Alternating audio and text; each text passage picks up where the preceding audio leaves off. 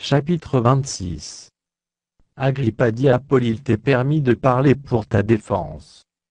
Et Paul, ayant étendu la main, se justifia en ces termes. Je m'estime heureux, roi Agrippa, d'avoir aujourd'hui à me justifier devant toi de toutes les choses, dont je suis accusé par les Juifs.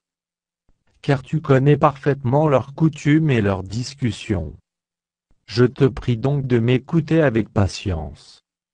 Ma vie, dès les premiers temps de ma jeunesse, est connue de tous les Juifs, puisqu'elle s'est passée à Jérusalem, au milieu de ma nation. Ils savent depuis longtemps, s'ils veulent le déclarer, que j'ai vécu pharisien, selon la secte la plus rigide de notre religion. Et maintenant, je suis mis en jugement parce que j'espère l'accomplissement de la promesse que Dieu a faite à nos pères, et à laquelle aspirent nos 12 tribus, qui servent Dieu continuellement nuit et jour. C'est pour cette espérance, ô roi, que je suis accusé par des Juifs. Quoi, vous semble-t-il incroyable que Dieu ressuscite les morts? Pour moi, j'avais cru devoir agir vigoureusement, contre le nom de Jésus de Nazareth. C'est ce que j'ai fait à Jérusalem. J'ai jeté en prison plusieurs des saints, ayant reçu ce pouvoir des principaux sacrificateurs, et, quand on les mettait à mort, je joignais mon suffrage à celui des autres. Je les ai souvent châtiés dans toutes les synagogues, et je les forçais à blasphémer. Dans mes excès de fureur contre eux, je les persécutais même jusque dans les villes étrangères. C'est dans ce but que je me rendis à Damas, avec l'autorisation et la permission des principaux sacrificateurs. Vers le milieu du jour, ô roi, je vis en chemin resplendir autour de moi, et de mes compagnons une lumière venant du ciel, et dont l'éclat surpassait celui du soleil.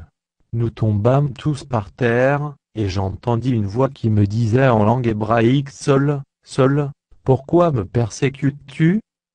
Il te serait dur de regimber contre les aiguillons. Je répondis: Qui es-tu, Seigneur? Et le Seigneur dit: Je suis Jésus que tu persécutes.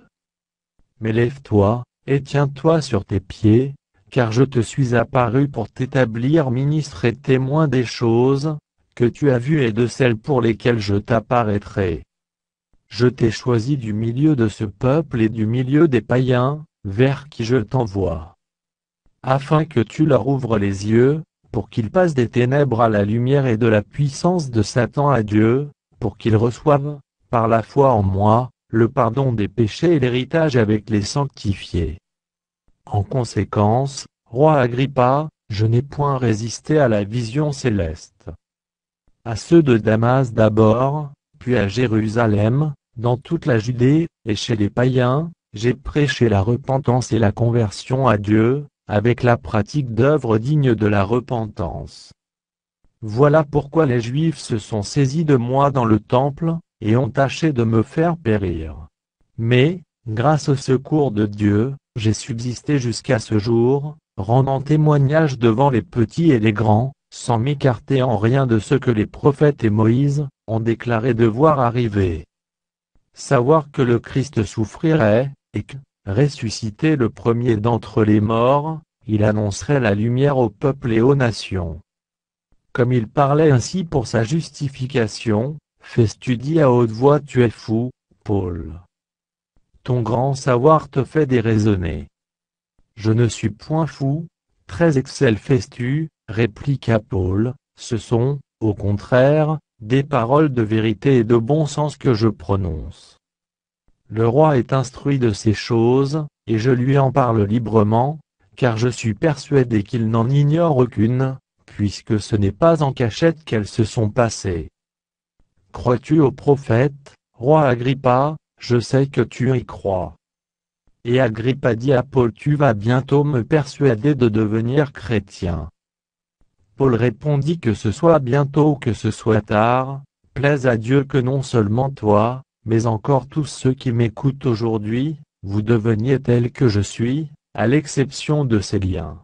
Le roi, le gouverneur, Bérénice, et tous ceux qui étaient assis avec eux se levèrent. Et, en se retirant, Ils se disaient les uns aux autres, cet homme n'a rien fait qui mérite la mort ou la prison. Et Agrippa dit à Festus cet homme pouvait être relâché, s'il n'en eût pas appelé à César.